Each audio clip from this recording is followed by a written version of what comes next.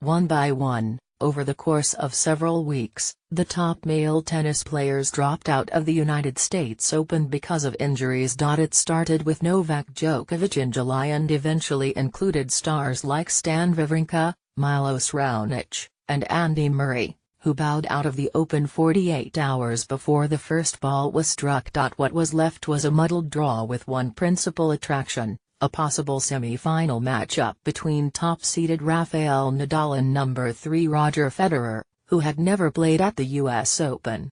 When Federer lost in the quarter-finals, that hope was dashed, too. But with all the chaos and general lack of star power, some semblance of order Friday was maintained when Nadal reached the US Open final again. In a semi-final that many felt was the de facto final, Nadal mercilessly ran number 24 Juan Martín del Potro of Argentina into exhaustion, 4-6, 6-0, 6-3, 6-2, in Arthur Ashe Stadium to reach his 23rd Grand Slam final.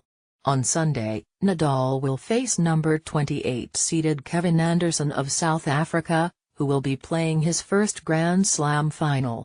Anderson, 31, beat the 12th-seeded Pablo Carreño Busta, 4-6, 7-5, 6-3, 6-4, in the first semi-final of the day, which had a distinct warm-up-packed feel to it. The marquee event came later in an intriguing matchup between Del Potro, the 2009 US Open champion still working his way back from multiple wrist surgeries, and Nadal, a winner here in 2010 and 2013, who is starting to look as good as he did in those years.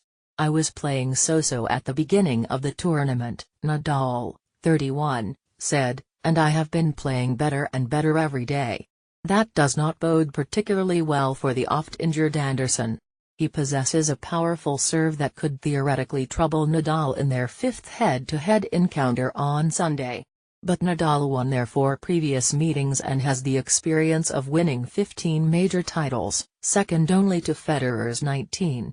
He also earned his 15th consecutive Grand Slam semi-final victory, a streak that began after Del Potro beat at the US Open in 2009. Nadal has played much of the year like a rejuvenated champion, reaching the Australian Open final, where he lost to Federer, and soaring during the clay season to notch his record 10th French Open.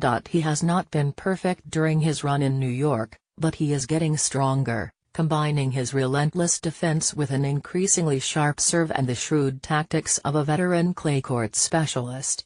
"He played so smart from the second set till the end of the match," Del Potro said. After a first set in which Nadal seemed reluctant to hit the ball to Del Potro's high-powered forehand, Nadal summoned his strategic acumen to change the course of the match.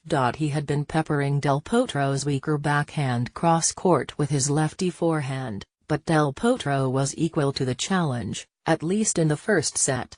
He camped out on the outside of the court and waited for the right moment to hit penetrating backhands down the line. Nadal was frustrated, but between sets, he switched to Plan B.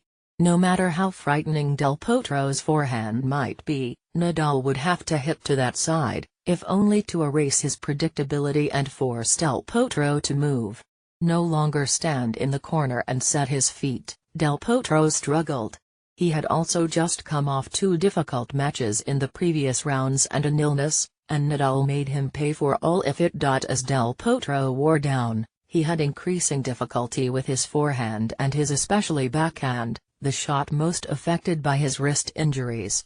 "Most important thing is, after the first set, in my opinion, he didn't hit balls in a row from good positions," Nadal said. "That makes the difference." During one stretch, Nadal won 9 consecutive games and 10 out of 11 in the second and third sets.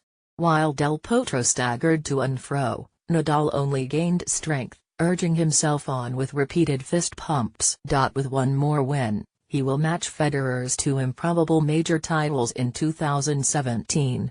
"It is probably the most important match for me that remains this year," Nadal said. While Nadal consolidated his hold on the number 1 ranking, Anderson, at number 32, is the lowest-ranked player to reach a U.S. Open final since the inception of the rankings system in 1973. Anderson and Carreño Busta do not have the name recognition of Nadal or even Del Potro, so the audience in Ashe Stadium was relatively subdued during their match. But it did not matter to the emotional Anderson, who also became the lowest-ranked finalist at a major since 38th-ranked Jo-Wilfried Tsonga at the 2008 Australian Open. Anderson was already the first South African to reach a US Open men's semi-final since Johan Kriek in 1980. Cliff Drysdale was the last player from South Africa to reach the final at the US Championships, in 1965. He lost to Manuel Santana of Spain. After he beat Carreño Busta, Anderson raised his arms, took off his white cap and then climbed into his team box to celebrate in a fashion usually reserved for